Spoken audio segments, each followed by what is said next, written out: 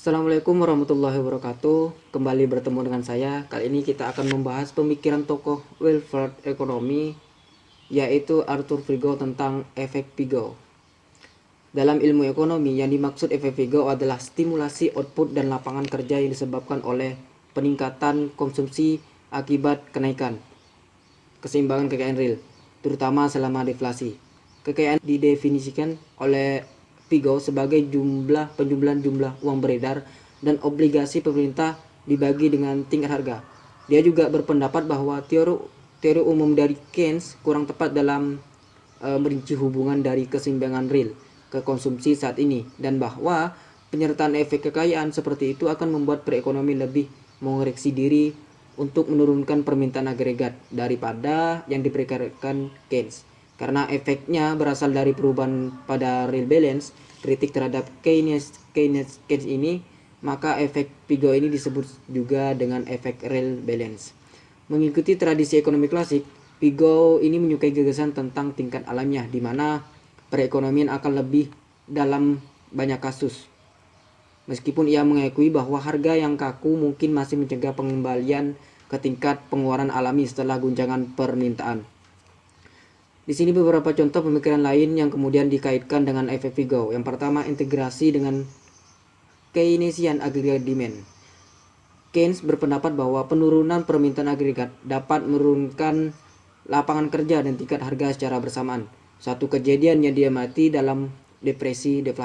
Dalam kerangka ISLM, ekonomi Keynesian seperti yang diformalkan oleh John Hicks, guncangan permintaan agregat negatif akan menggeser kurva IS ke kiri. Akibatnya, tingkat upah dan harga yang turun secara bersamaan akan menggeser kurva LM ke bawah karena peningkatan jumlah uang beredar real. Ini disebut sebagai efek Keynes. Kemudian efek Figo pada gilirannya akan melawan penurunan permintaan agregat. Melalui apa? Melalui peningkatan saldo real saat ini yang meningkatkan pengeluaran melalui efek pendapatan, sehingga menggeser kurva IS kembali ke kanan. Kemudian yang kedua, hipotesis Figo dan jebakan likuiditas. Perekonomian dalam perangkap likuiditas tidak dapat menggunakan stimulus moneter untuk meningkatkan output, karena ada sedikit hubungan antara pendapatan pribadi dan permintaan uang. John Hicks berpikir bahwa ini mungkin alasan lain, bersama dengan harga yang kaku, untuk pengangguran yang terus-menerus meningkat. Namun efek Figo menciptakan mekanisme bagi perekonomian untuk keluar dari jebakan, yaitu keseimbangan pasar tenaga kerja di bawah tingkat pekerjaan penuh. Tingkat alamiah yang sesuai mekanisme pasar hanya dapat terjadi jika harga dan upah kaku secara bersamaan.